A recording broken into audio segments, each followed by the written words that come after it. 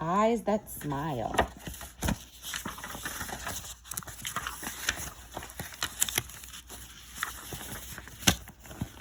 When I walked into school, I thought there was going to be a fire drill. All of the teachers were whispering to each other. There was no morning circle time. My teacher looked like she still did not have her morning coffee. She still had a curly purple swirly thing in her hair. The day was just different. All my friends looked the same. All of our spots looked the same. All of our cubbies looked the same. The teachers did not look the same. At the end of the day, my teacher told us to empty everything out of our cubbies. She even told us to take down our drawings. She told us to bring them home. Now something was really different. It was only Wednesday. Then Daddy picked me up from school. He stood with his hands on his waist. He was talking to my teacher with a lot of other parents. His glasses were over his head, and he just kept holding his chin. I thought maybe it might be falling.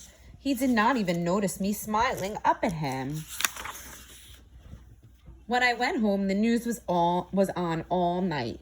I kept hearing big people talking and saying the same word, coronavirus. That's a really big word. The next day, I woke up for school. Mommy said there was no more school at school. She told me we had to go to school on the computer. I was so confused. I did not like the computer for school. Daddy made breakfast, and then he came to talk to me. He told me there was a virus that makes people really sick. He told me we would be in the house for a while, maybe even a long while. He said there is a word for when you stay safe at home. It's a big word too, he said. It's called quarantine. You have to stay with your family in the house. Everyone stays home. We only go out for essentials and also a little while for exercise. Daddy says that essentials are food and water or really big emergencies. He then used the big word from the news, coronavirus. Daddy said it's like a bunch of little germs that could get in your body from touching other people and things that have big, ugly germs. It's invisible. It could come in through your nose and mouth when you breathe, but only if it's around you. We have to stay a little far from people until it goes away. The news says 6 feet. We have to wash our hands a lot, and some people wear gloves when they go out. That way, they do not touch the germs. Mommy wears a size 6 shoe. I took some of Mommy's shoes. I tried to figure out 6 feet away. Grandpa took out a measuring tape so I could see. I started to feel sad. Grandpa was home, so we made rice pudding. Grandpa was trying to make me happy. We never have enough time to make rice pudding.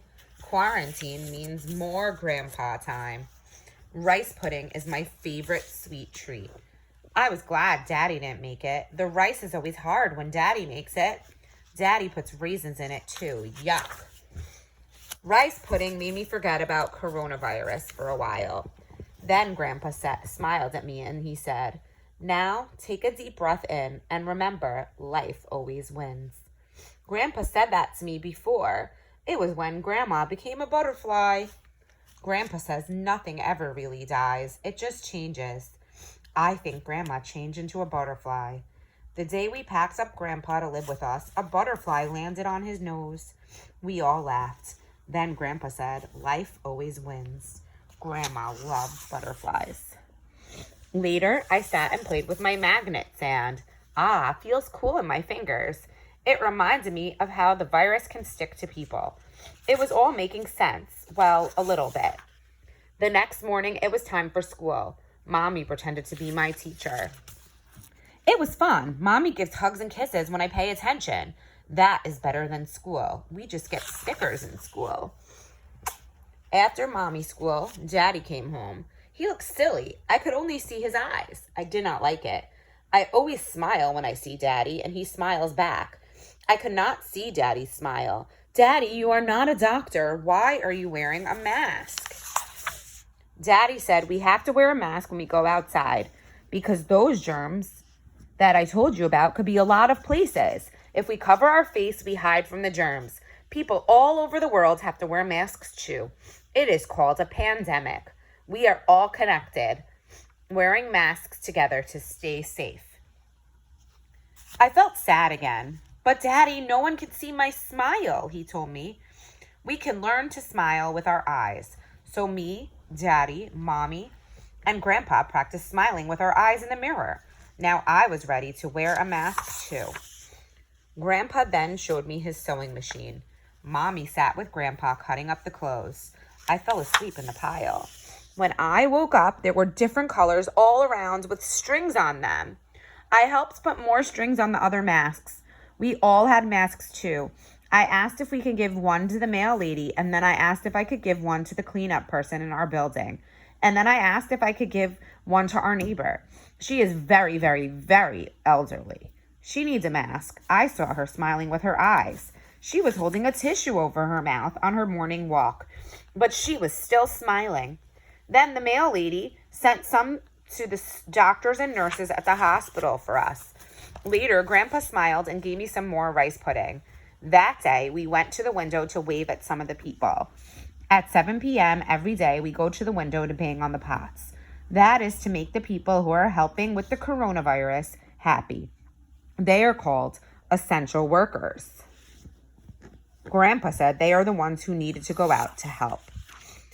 Everyone in our building bangs on the pots. This was fun and loud too.